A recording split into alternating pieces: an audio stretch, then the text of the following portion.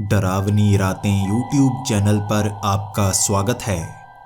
भूत प्रेत, पिशाच और शैतानों की रोमांचक कहानियाँ आपको इस चैनल पर सुनने को मिलती हैं। अगर आपको ऐसी ही वीडियोस देखना पसंद है तो हमारे इस चैनल को सब्सक्राइब करना ना भूलें। तो हेडफोन लगा लें, कमरे की लाइट्स ऑफ कर लें, क्योंकि ये वक्त हो रहा है डरने का।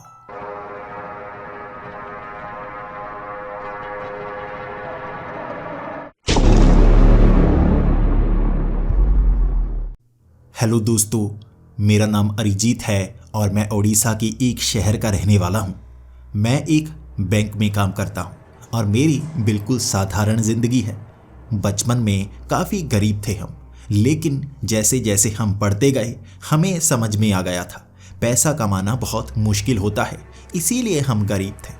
मेरा भाई और मैं पढ़ाई में बहुत ज़्यादा ध्यान दिया करते थे। मैं भी पढ़ाई में अच्छा था, वो भी पढ़ाई में अच्छा था। मैं भी क्लास में फर्स्ट आता था, मेरा भाई भी क्लास में फर्स्ट आता था। वो मुझसे 4 साल छोटा था। मैं आगे वाली क्लास में सबसे अव्वल दर्जे का कहलाया जाता था और मेरा भाई उन क्लासेस में सबसे अव्वल दर्जे का। स्कूल में ही हमारे टीचर कहा करते थे इन्हें अच्छी नौकरी मिलेगी, इसीलिए मैं इस तरह बैंक तक पहुंच पाया। मेरा भाई अब जॉब ढूंढ रहा है और वो चाहता है उसे अच्छी जॉब मिले।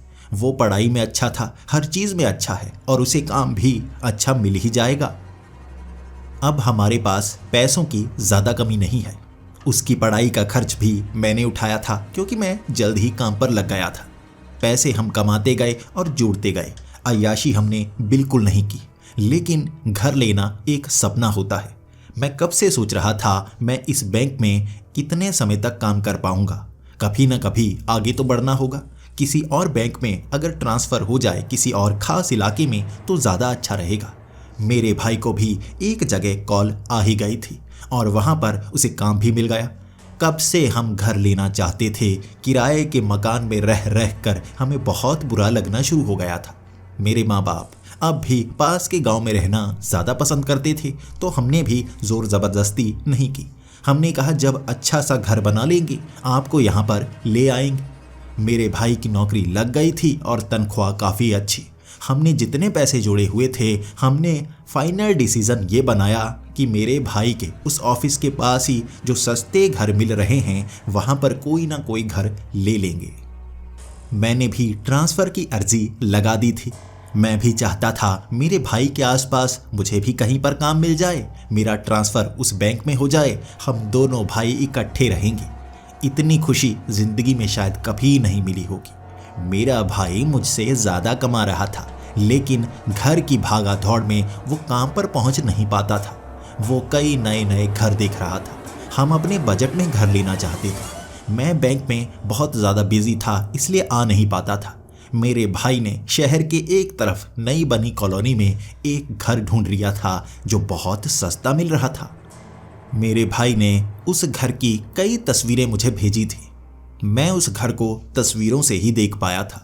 मैं रविवार का इंतज़ार कर रहा था कब मैं वहाँ पर पहुँचूँ, लेकिन मेरे भाई ने सौदा लगा भी दिया और नाम मेरे और अपने करवा भी लिया। उसने घर खरीद लिया था। जब मैं रविवार के दिन वहाँ पहुँचा, मेरे भाई ने कहा सरप्राइज़, घर खरीद लिया है। मैंने बस उससे इतना कहा था घर बहुत अच्छा है, अगर सस्ते में मिल जाए छोड़ना मत। और सस्ते में मिला, उसने छोड़ा नहीं, खरीद लिया। मैं भी खुश, वो भी खुश, और फ़ोन लगाकर हमने अपने माँ बाप को भी बता दिया था। वो भी बहुत ज़्यादा खुश। लेकिन गांव में फसल लगी हुई थी, इसीलिए मेरे माँ बाप का कहना था 6 महीने से 8 महीने तक गांव में ही काम करना पड़ेगा, उसके बाद ही वो शहर आ सकते हैं। तो मेरे भाई ने जो भी सामान था वो खरीदना शुरू कर दिया। हमने अगले रविवार का मुहूर्त रखा था, तब मेरा भाई वहाँ पर शिफ्ट हो जाता। मैं सामान वहाँ पर रखवा रहा था। जो भी बाजार से काम का ज़रूरी सामान मिलता मैं खरीद लेता।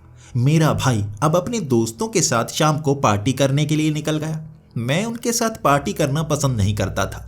उसके दोस्त थे तो मैंने भी कहा घर खरीदा है, पार्टी तो बनती है। मेरा भाई अपने दोस्तों के साथ चला गया। मैं उस घर में अकेला था। मैं अपने भाई का सामान टिका रहा था। कभी मैं नीचे वाले कमरों में सामान देखता तो कभी ऊपर वाले कमरों में।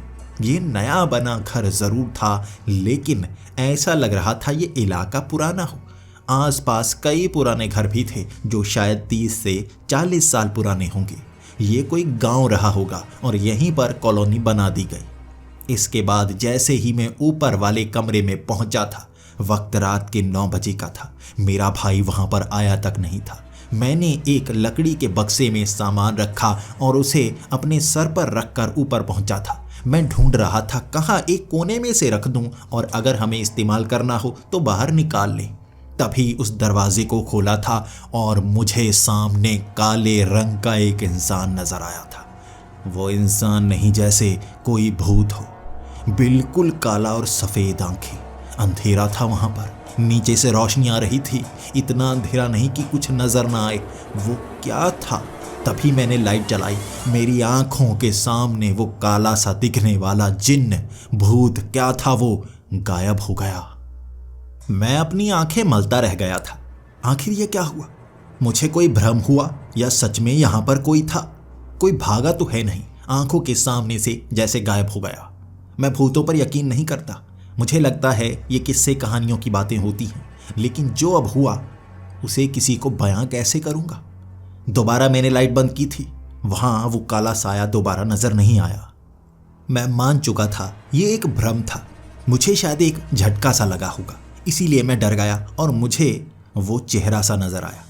मैं कोने में उस लकड़ी के बक्से को रखकर जैसे ही बाहर की तरफ निकलने लगा, अब सामने मेरे रोशनी थी और उस रोशनी के पास खड़ा वैसा ही साया नजर आया। यहां ज्यादा रोशनी थी। अब ये भ्रम हो ही नहीं सकता। वो काला साया, उसकी आंखें सफेद थी, जैसे बिल्कुल काले रंग का कोयले जैसा कोई इंसान। उसका चेहरा भयानक सा लग रहा था। मैं डर गया। जैसे ही मैंने कदम पीछे हटाया, मेरे सामने से जैसे वो गायब हो गया, लेकिन एक आवाज वहां पर गूंजी थी, यहां रुकना मत। मैं क्या बताऊं, वो आवाज पूरी तरह से साफ नहीं थी। ऐसा लग रहा था मेरे कान बज रहे हों। वो आवाज बहुत दूर से आ रही हो। कोई भी उस आवाज को सुनता तो ये कह नहीं सकता था कि ये असली आवाज है या बस भ्रम हुआ है। आधी अधूरी सी आवाज और आधा अधूरा सा वो चेहरा मुझे डरा कर रख दिया था। भाग कर मैं नीचे पहुंचा था। 9:30-10 बजे तक मैं इंतजार करता रहा अपने भाई के आने का। उसके बाद ही ऊपर चढ़ पाता। हर कोई जब अकेला हो उसे बहुत ज़्यादा डर लगता है, लेकिन अगर साथ में कोई हो तो डर जैसे गायब हो जाता है। 10 बजे मेरा भाई अपने दोस्तों के साथ आया था। वो पार्टी करके सीधा घर पहुंचे थे और मैंने सबका वेलकम किया। लेकिन मेरा भाई जानता है, मेरी रग रग से वाकिफ है वो। मेरा उड़ा हुआ चेहरा देखकर वो कहने लगा, भैया क्या हुआ, कुछ गड़बड़ लगती है। मैंने कहा नहीं नहीं कुछ नहीं, तुम्हारी पार्टी कैसी रही? तो उसने अपने दोस्तों के सामने कहा, पार्टी तो बहुत अच्छी थी। दोस्तों आप सोफे पर बैठो, मैं भाई से थोड़ा सा बात करना चाहता हूँ। इसके बाद मेरा भाई मुझे एक कमरे में ले गया और मेरी आंखों की तरफ देखकर कहने लगा, भैया सच बताओ, कुछ गड़बड़ नहीं है। आपका उतरा हुआ चेहरा बयां कर रहा है कुछ तो गड़बड़ हुई है। मैं अपने भाई को डराना नहीं चाहता था, सच बताना तो चाहता ही था। मैंने उसे कहा, मैं ऊपर वाले कमरे में गया था सामान रखने के लिए। अंधेरा था, मुझे एक काला साया नजर आया। मुझे लगा भ्रम है, वो गायब हो चुका था। मैंने सामान रखा और मैं वापस मुड़ा। वैसा ही साया दोबारा नजर आया, फिर से वो गायब हो गया। लेकिन एक आवाज गूंजी थी कि यहां पर रुकना मत। मैं समझ नहीं पाया उसका मतलब क्या है। तो मेरे भाई ने कहा, अरे परेशानी वाली बात है ही नहीं, आपको भ्रम हुआ होगा। आप कुछ दिनों से काफी ज्यादा स्ट्रेस में हैं, इसलिए ऊपर कोई नहीं है। मैं अपने भाई को समझा रहा था, मुझे ऐसे भ्रम पहले कभी नहीं हुए। सच है, कुछ तो है यहाँ पर। तब मेरा भाई कहने लगा, दोस्तों जरा इधर आना। मेरे भाई को थोड़ा सा भ्रम हुआ है। ऊपर उन्हें एक साया सा नजर आया। चलो ऊपर जाकर देख कर आते हैं कौन सा साया है जिसने मेरे भाई को डरा दिया। सब हंस रहे थे, लेकिन फिर भी वो मुझे अच्छी तरह से जानते थे। सब ऊपर गए थे उस कमरे में। वहां बार बार लाइट बंद की थी, इधर उधर झांका था, लेकिन कोई भी दोबारा नजर नहीं आया। मैं घबरा चुका था। उसके बाद वो रात हम वहां पर रुकने वाले नहीं थे। मैं अगले दिन सुबह ही निकल पड़ा, लेकिन मैंने भाई को चेतावनी दी थी, वहां अकेले मत रुकना, अपने किसी दोस्त के साथ रुकना।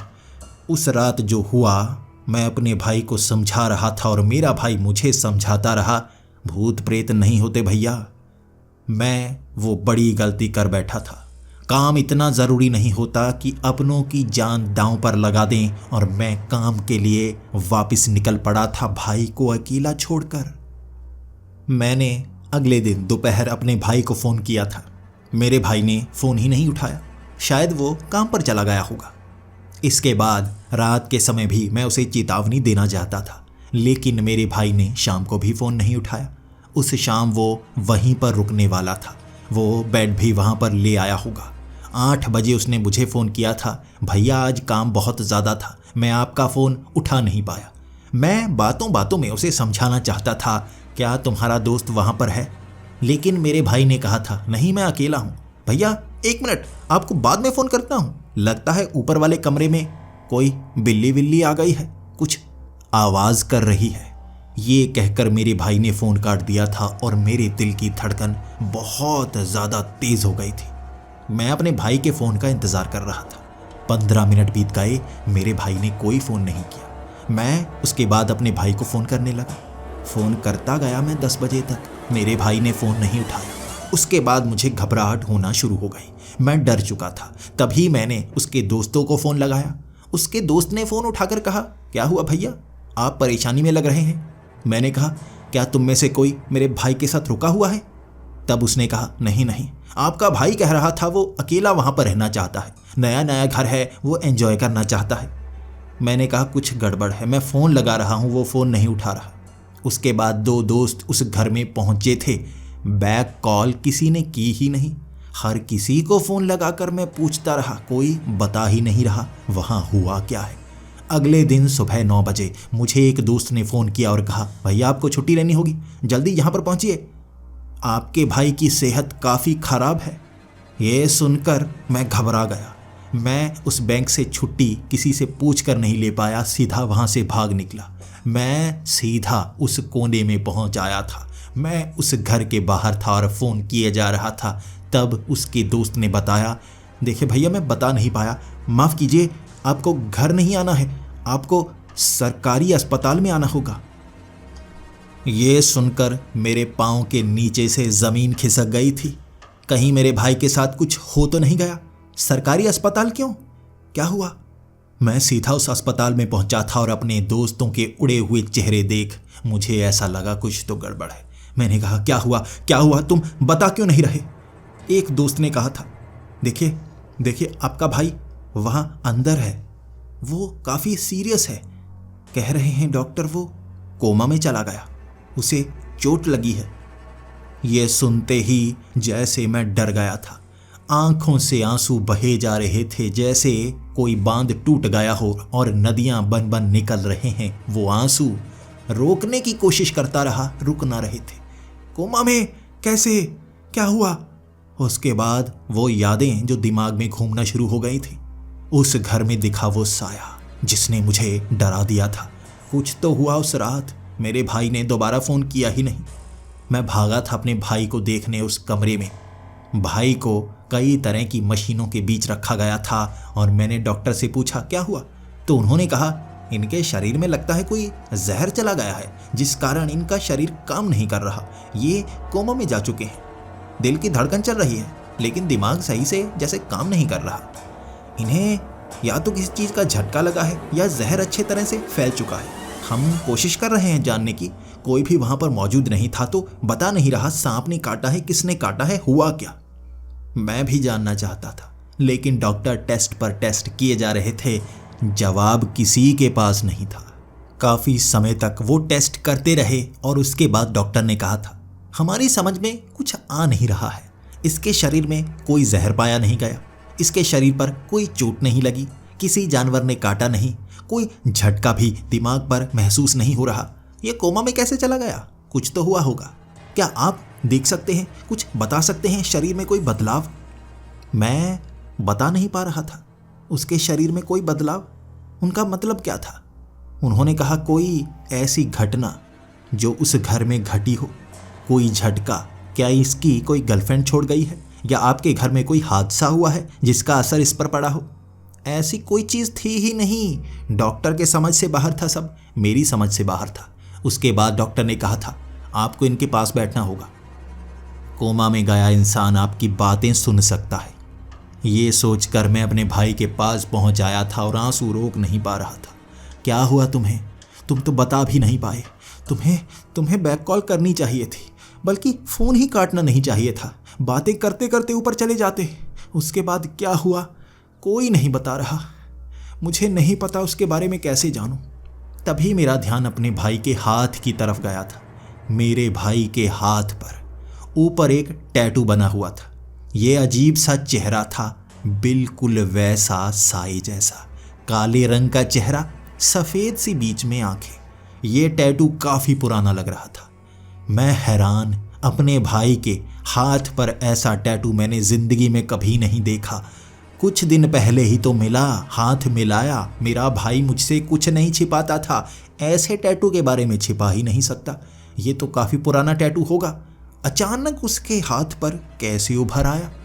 मैं सोचने पर मजबूर हो गया था और इशारा उस घर की तरफ हो रहा था। ये वैसा ही चेहरा था, वैसा चेहरा उभरा हुआ था। मैं अब सवालों के जवाब चाहता था और डरा हुआ था, कहीं वो काला साया मेरे भाई को इस तरह कोमा में तो नहीं ले गया। इस सवाल का जवाब जानने के लिए मुझे ऐसे लोगों के पास जाना पड़ता जो भूत प्रेत की बात किया करते थे। भूतों से बात करने वाले तांत्रिक बाबा, मुझे ऐसे बाबा ढूंढने थे। मैं उन दोस्तों के पास गया और कहने लगा, तुम्हें मेरी बात पर यकीन तो नहीं होगा, लेकिन मेरा भाई जिस हालत में है, तुम्हें मेरी एक बात तो माननी होगी। मुझे शक है उस घर में कुछ तो हुआ है। उसके इलाज के लिए हमें तांत्रिक बाबा किसी को तो ढूंढना होगा। मेरे भाई के दोस्त बहुत अच्छे थे। वो मेरी बातों को जल्दी समझ गए और वो भी कह रहे थे, घर में कुछ तो गड़बड़ है। आपने कहा था ना साया नजर आया, और अब ये हादसा हो गया। कोई ना कोई कड़ी तो जुड़ी हुई है। इसलिए वो जल्दी मान गए और तांत्रिक और बाबाओं को ढूंढने लगे। उन्होंने कई बाबा और तांत्रिकों के फ़ोन निकाल डाले थे, फ़ोन कर डाले थे। वो पूरे शहर में ढूंढ रहे थे। वो आसपास के गांव में जा रहे थे, ऐसे लोग जो भूतों की बात करते हों।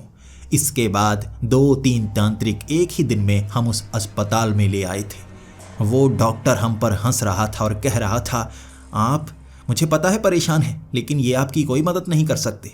विज्ञान है जो आपकी मदद करेगा। मैंने कहा, मैं मानता हूँ, सिर्फ दिल को तसल्ली देने के लिए आप करने दीजिए। वो डॉक्टर मान गया। कई तांत्रिक आए थे। वो तांत्रिक ये कहे जा रहे थे, यहाँ भूत प्रेत का कोई असर नजर ही नहीं आता। कई बाबा वो भी यही कहकर गए थे, कोई भूत प्रेत का ऐसा असर नजर नहीं आता। लेकिन जब उन्होंने हाथ घुमाया था, ये शाम के 6 बजे का समय था, एक बाबा ने कलाई को घुमाया और हाथ पर बना वो बड़ा सा चेहरा बदला हुआ था।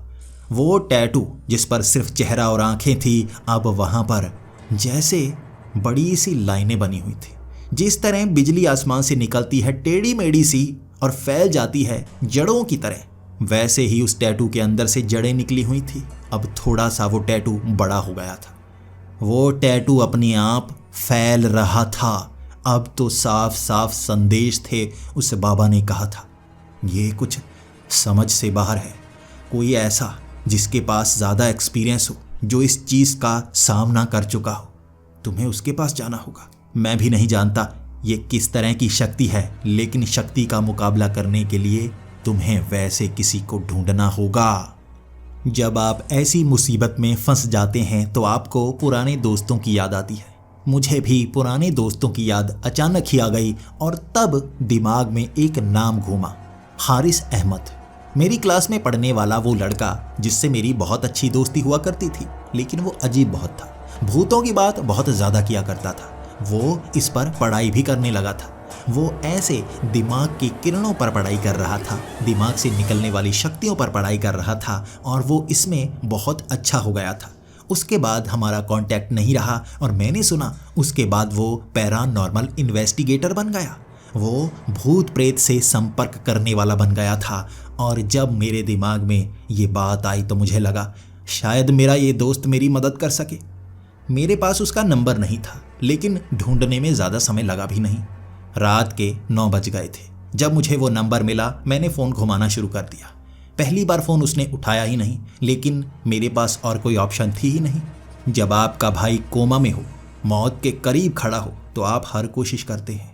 मैं फ़ोन घुमाए गया, छठी बार उसने फ़ोन उठाया और सबसे पहले गालियां दी। कौन है? बार बार फ़ोन किए जा रहा है। रात को मैं कोई काम नहीं करता, समझ में नहीं आता, बार बार फ़ोन करते जा रहे हो। उसके बाद मैंने अपना नाम बताया। वो पहले तो पहचाना नहीं। उसके बाद रोते रोते मैंने कहा, क्लास में हम कितनी मस्ती किया करते थे, याद है तुम्हें? मैं क्लास में टॉप किया करता था। तब वो मुझे पहचान गया, लेकिन मेरे रोने का कारण पूछ रहा था। मैंने साफ साफ शब्दों में उसे सब कुछ बता दिया। वो एक बड़े काम से आया था, इसलिए बहुत थका हुआ था, लेकिन मेरी आवाज़ सुनकर भागा भागा अस्पताल में पहुंच गया। 2 घंटे की ड्राइव करके वो अस्पताल पहुंचा था 11:30 बजे। 11:30 बजे वो वहां पर रुका और मुझसे बात करने लगा। पहले तो मैंने उसे पूरी कहानी सुनाई जो मुझे पता थी। उसके बाद मैं अपने भाई के पास ले गया। मैं अपने भाई के पास उसे लेकर गया और कहने लगा, इसके हाथ पर एक निशान बना हुआ है, वैसा ही निशान जैसा साया मुझे वहाँ पर नज़र आया था। अब उसके आसपास से जैसे कुछ जड़ें सी निकल रही हैं, वो भी जैसे टैटू से गोदी हुई हैं, जैसे वो काले रंग की स्याही शरीर के अंदर बढ़ती जा रही है। ये कहा था मैंने और उसने वो कलाई घुमाई, हाथ देखा, पूरा का पूरा हाथ काले रंग का। वो चेहरा गायब हो चुका था, लेकिन हाथ काला फिर चुका था। ये देखते ही उसके हाथ से जैसे मेरे भाई का हाथ छूटा और वो कहने लगा, ये क्या गड़बड़ है? ये तो मैंने पहले देखी ही नहीं, लेकिन सुना है मैंने इसके बारे में। तुम बहुत बड़ी मुसीबत में फंसे हो मेरे यार, बहुत बड़ी मुसीबत में। इस चीज़ से हमेशा बचने की कोशिश की है मैंने, हमेशा बचने की कोशिश की है। चलो मेरे साथ बाहर, मैं तुमसे कुछ खास बात करना चाहता हूँ। मेरा दोस्त हारिस अहमद अब मुझे बाहर ले आया था, अस्पताल से भी बाहर। मैं उसे कहे जा रहा था, इस कमरे में बात कर लेते हैं, कोई नहीं है यहाँ, लेकिन वो कह रहा था वो सब सुन सकता है, मेरे साथ चलो। हम बाहर उस गार्डन में बैठे थे, वो भी आधी रात को, और तब मुझे हारिस अहमद शुरू से बताने लगा। उसने कहा उसके पिता भी यही काम किया करते थे, उसने वहीं से सीखा, लेकिन वो इसे साइंटिफिक वे में सीखने की कोशिश कर रहा था। भूत प्रेत होते क्या हैं, वो कैसे काम करते हैं, किसी को नज़र आते हैं, किसी को नज़र नहीं आते, ऐसा क्यों होता है?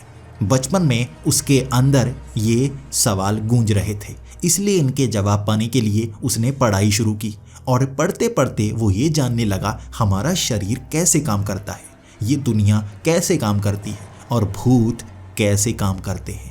लेकिन किताबें जहाँ पर अंत हो जाती हैं, वहाँ हमें खुद स्टडी करना पड़ता है। विज्ञान हर उस चीज़ को मानता है जिसके सबूत इकट्ठे किए जा सकें।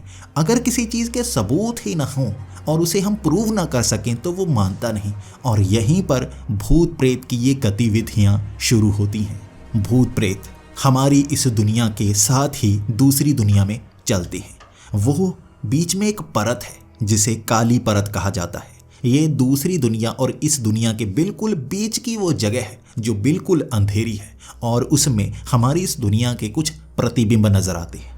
उसी प्रतिबिंबों के पास कई ऐसे भूत प्रेत रहते हैं जो कभी तो हमारी दुनिया में आ जाते हैं, कभी दूसरी दुनिया में चले जाते हैं। वो ऐसी ही वीरान सुनसान जगह पर रहना पसंद करते हैं जहाँ वो उस परत को पार करके हमारी दुनिया में कुछ समय तक रह पाएं।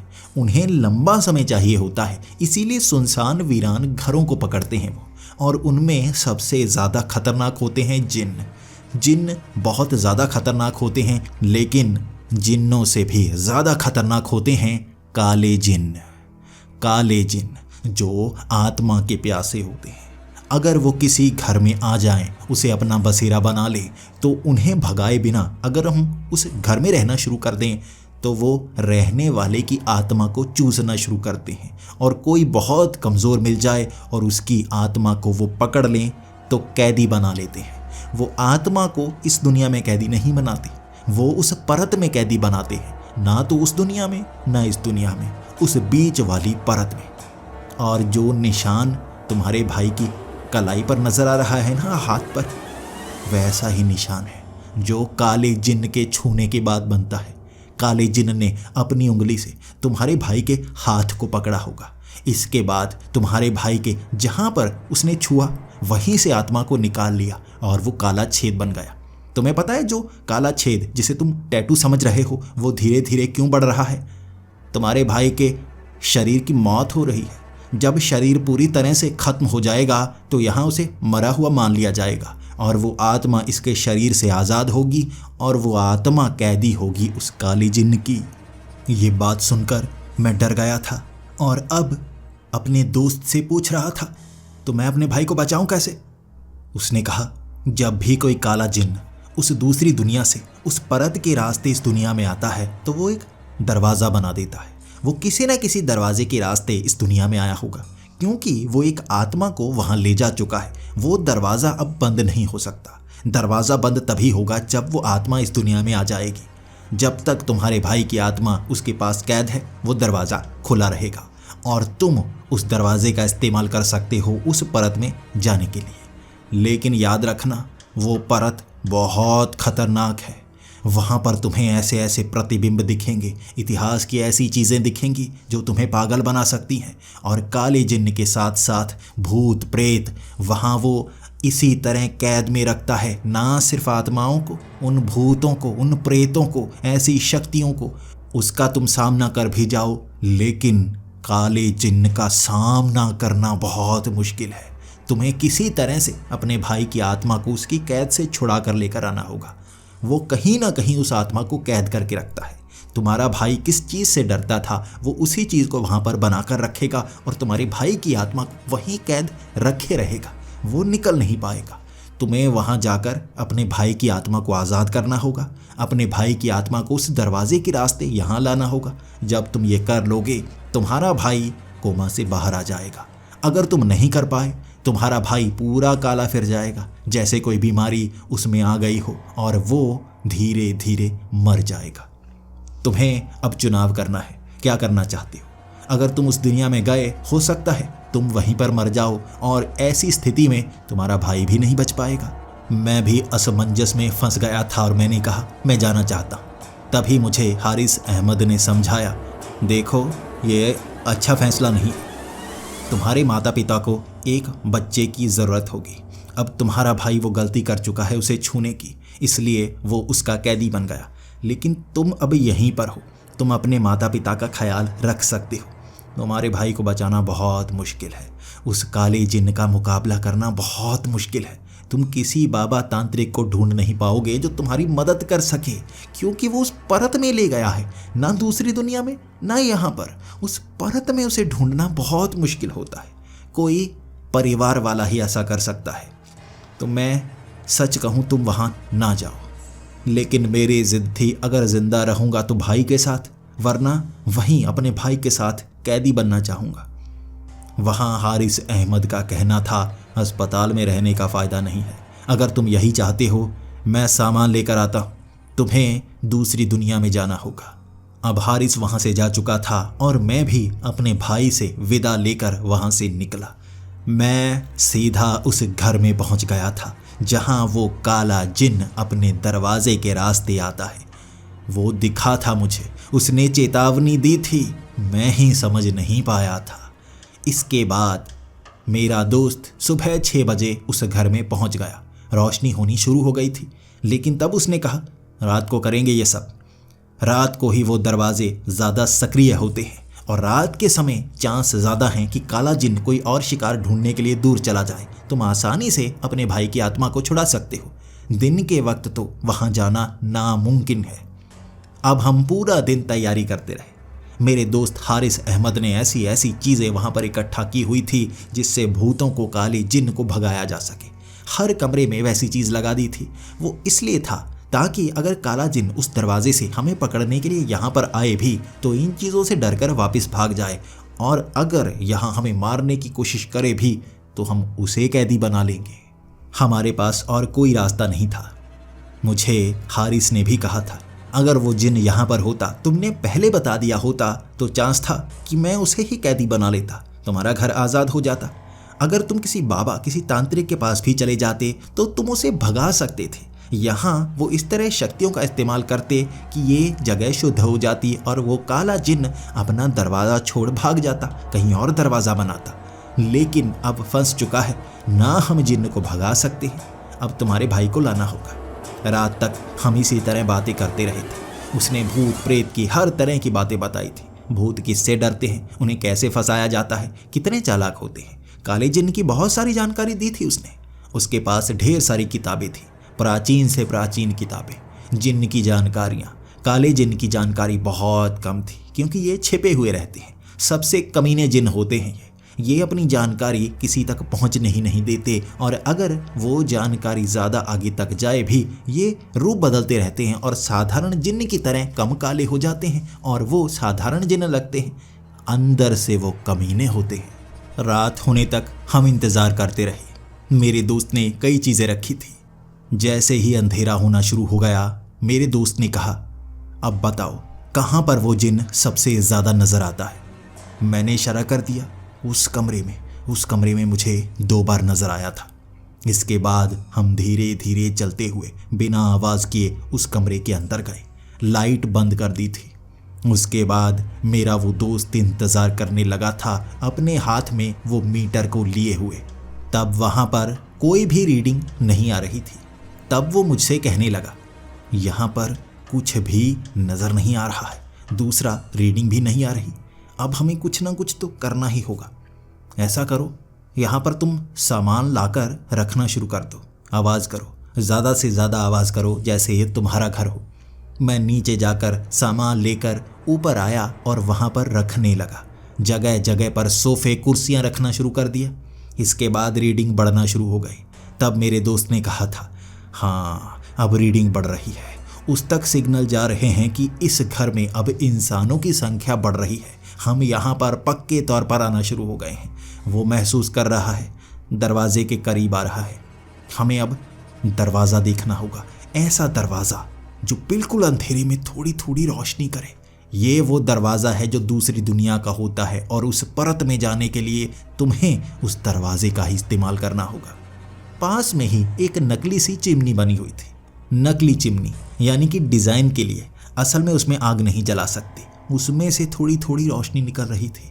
ऊपर की तरफ जाती हुई वो चिमनी अंदर से काफ़ी गंदी थी, और वहीं से थोड़ी थोड़ी रोशनी निकल रही थी, चिंगारियाँ सी।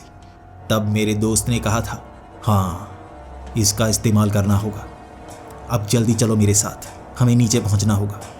जैसे ही हम पीछे मुड़े थे, पीछे वो काला जिन्न वहीं पर खड़ा था।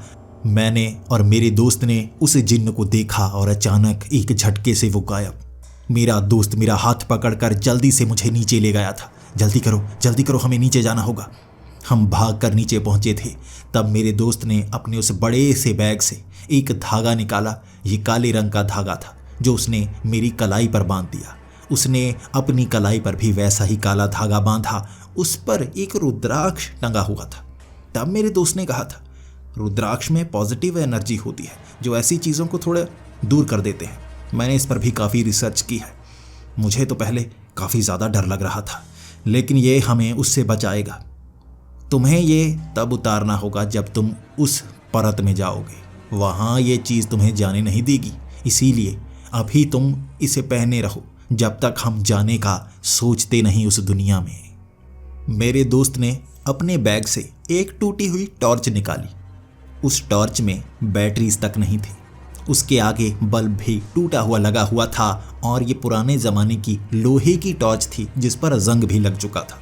मेरे दोस्त ने मेरे हाथ में वो टॉर्च पकड़ा दी और कहने लगा, ये वो टॉर्च है जो वहाँ जा सकती है। तुम्हें रोशनी की ज़रूरत होगी, इससे रोशनी करना। ये देखते ही मैं कहने लगा, ये इसमें बैटरीज नहीं है, ये तो ख़राब हो चुकी है, ये क्या चलेगी। तो उसने कहा, जो चीज़ें यहाँ हमें नज़र आती हैं वहाँ पर कुछ और होती हैं। ये टॉर्च काम करती है, मैं इसे कई बार इस्तेमाल कर चुका हूँ, ये तुम्हारे काम भी आएगी। अब तुम्हें जल्दी से ऊपर की तरफ बढ़ना होगा। मैं नीचे टीवी चला देता हूँ ताकि वो जिन्न परेशान रहे, और आसपास के घरों पर भी उसका कब्जा होगा। वो किसी न किसी और घर में ज़रूर आएगा। मैंने अपने कई दोस्तों को कहा है, आसपास के जितने घर हैं वहाँ पर जाकर आवाज़ें करना शुरू कर दो। हमें उस जिन्न को परेशान करना है ताकि वो यहाँ पर भटकता रहे, हर किसी को भगाने की कोशिश करता रहे, लेकिन हर किसी की कलाई पर मैंने ऐसा रुद्राक्ष वाला धागा बांधा है ताकि वो छू ना पाए। वो यहाँ पर भटकता रहेगा, उसे हम यहाँ पर इसी तरह बहकाए रखेंगे। तुम अपने भाई की आत्मा को ले आना, यही मौका है हमारे पास। मैं ऊपर वाले कमरे में गया। रुद्राक्ष वाला वो धागा मैंने उतारा। मुझे अब फिर से वो चिंगारियां दिखना शुरू हो गई। मैंने हाथों से उस चिंगारी को महसूस किया था और वहां मेरा हाथ उस अंधेरे में घुसा। पूरा का पूरा शरीर ले गया मैं उस अंधेरे में। जैसे ही मैं पार गया वहां भी बिल्कुल ऐसा ही कमरा, जैसे मैं अपने कमरे के किसी प्रतिबिंब में पहुंच गया हूं। लेकिन इस कमरे के आगे वाला वो दरवाज़ा जहां गलियारा दिखना चाहिए, वहां घास दिख रही थी, जैसे वो दरवाज़ा कहीं और ले जा रहा हो। ये है परत, दूसरी दुनिया और इस दुनिया के बीच का वो अंधेरा हिस्सा। प्रतिबिंब दिखेंगे मुझे, अलग अलग प्रतिबिंब दिखेंगे। मेरे भाई को उसने कहाँ पर कैद करके रखा होगा, ये मुझे ढूंढना है। उसने मेरे भाई को इसी घर में कैद किया होगा, लेकिन हर एक कमरे में जाने के लिए मुझे काफ़ी लंबा सफ़र तय करना पड़ेगा। हर दरवाज़ा मुझे कहीं और लेकर जाएगा और मुझे फिर से ढूंढना होगा ये घर और इसका अलग कमरा। मैंने वो टूटी हुई टॉर्च चलाई और सच में उससे रोशनी हो गई। अब मैं मुंह में बुड़बुड़ाता हुआ आगे बढ़ रहा था। मैं भगवान का नाम लिए जा रहा था, हनुमान चालीसा पढ़े जा रहा था, क्योंकि मुझे डर ही बहुत ज़्यादा लग रहा था। मैं उस परत में था, अंधेरी परत, और घास पर मैंने पैर रखा। बाहर की दुनिया कितनी अजीब थी। अंधेरी अंधेरी सी दुनिया, सिर्फ ये घास दिख रही थी और आसपास जैसे कोई चीज़ हो ही ना, जैसे ये बड़ी सी खाई हो कि मैंने कहीं पैर रखा और मैं गिर जाऊंगा। मैं उस टॉर्च की रोशनी हर तरफ मार रहा था, कुछ नहीं दिख रहा था। ये घास की बनी हुई सड़क सी थी जो मुझे कहीं ले जा रही थी। मैं उस सड़क के सहारे आगे बढ़ने लगा।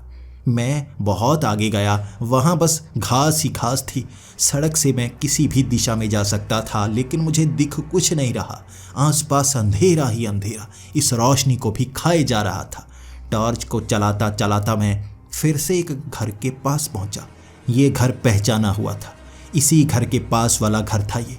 मैं इसके बाद उस दिशा में चल पड़ा जहां हमारे वाला घर होना चाहिए, लेकिन उस दिशा में कुछ और।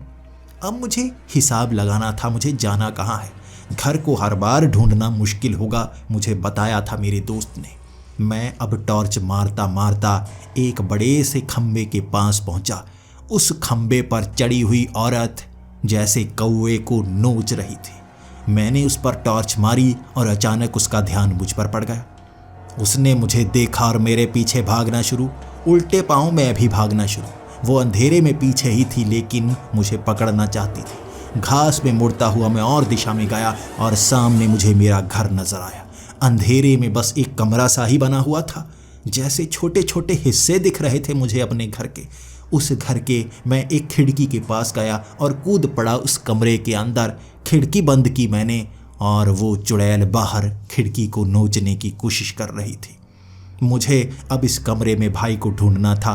मैंने कई अलमारियों को खोला, कई चीज़ों को खोल कर देखा, डिब्बे तक खंगाल मारे मैंने, लेकिन मेरा भाई इस कमरे में भी नहीं था।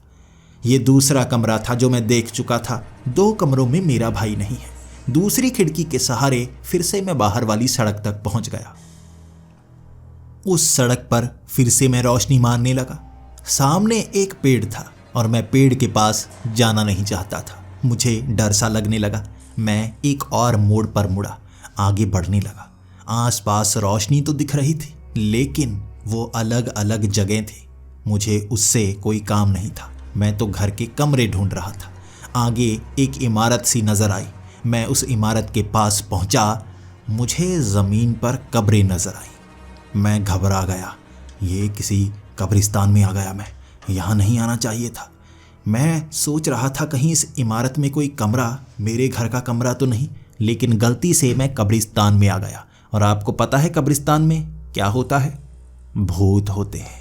हर एक कब्र से एक बड़ा बड़ा पंजा निकला और कब्रों को फाड़ता गया।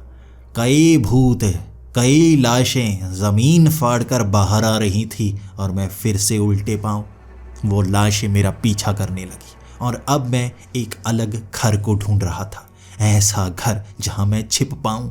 मुझे ये भी नहीं पता उस घर में किसी से मुकाबला ना हो जाए, किसी ऐसी शक्ति से जो और भी ज़्यादा शक्तिशाली हो। कभी मैं किधर मुड़ता, कभी किधर, और सामने मुझे जैसे ही अपना ये घर नज़र आया, एक कमरे में जाने का रास्ता। भागता भागता मैं वहां पहुंचा, दरवाजा बंद किया और उसके बाद मैं कमरे के अंदर। अब ये एक बड़ा सा कमरा था। इस कमरे में काफी सारा सामान रखा हुआ था। ये वो स्टोर वाला कमरा था जहां हमने वो सारा सामान लाया और यहाँ पर रख दिया।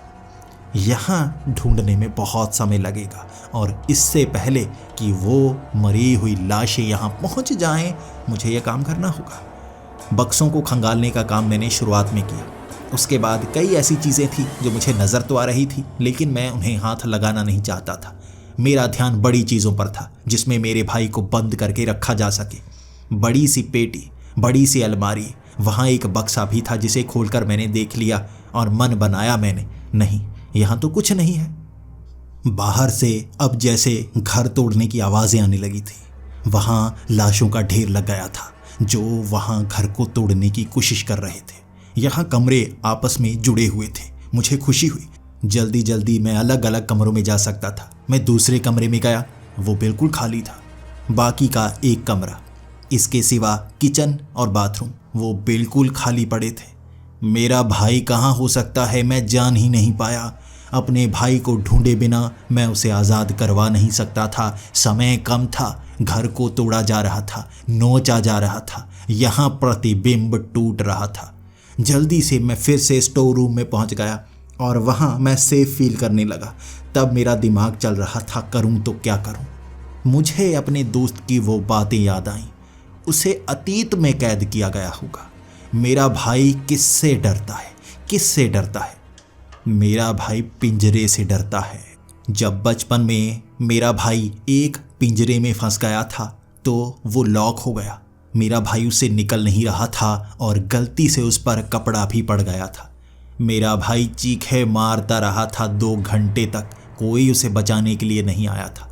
2 घंटे तक उसे लगा था वो अब उस पिंजरे में हमेशा के लिए कैद हो जाएगा। इसीलिए बाद में जब उसे निकाला गया तो डर उसके अंदर पड़ गया था। आज यहाँ कोई पिंजरा मौजूद है। एक बड़ा सा पिंजरा जो पीछे पड़ा था, उसमें छोटी छोटी बॉल्स पड़ी हुई थी। मैंने उस तरफ ध्यान ही नहीं दिया। किताबें एक तरफ करके जैसे ही मैंने उस पिंजरे में देखा, मेरा भाई बिल्कुल छोटे से आकार का एक कोने में सिकुड़ कर बैठा हुआ था। वो रोए जा रहा था, लेकिन उसका आकार बहुत छोटा। वो आज़ादी के लिए रो रहा था। तभी बाहर से इस घर को नोचा जाना शुरू, और जब वो कमरा एक तरफ से फटा, मुझे बाहर वो काला जिन्न दिखने लगा। वो वापिस आ गया था। ठक ठक की आवाज़ घर के ऊपर से आने लगी थी। वो चलकर अंदर घुसने की कोशिश कर रहा था, नोच रहा था इस कमरे को। मैं अपने भाई की आज़ादी चाहता था, लेकिन उस पिंजरे पर एक ताला लगा हुआ था। उस ताले की चाबी कहाँ होगी मैं नहीं जानता था। मैं बस अपने भाई को बचाना चाहता था। मुझे लगा उस पिंजरे को उठाना ही सबसे समझदारी वाली बात होगी। उस पिंजरे को उठाकर ही मैं भागना शुरू हो गया था। अब मेरा भाई पिंजरे में कैद है तो आज़ाद तो करवाना होगा, लेकिन अब इस कमरे से निकलना मुश्किल हो गया था। एक तरफ उस दीवार को फाड़ कर अंदर घुस रहा था वो काला जिन्न।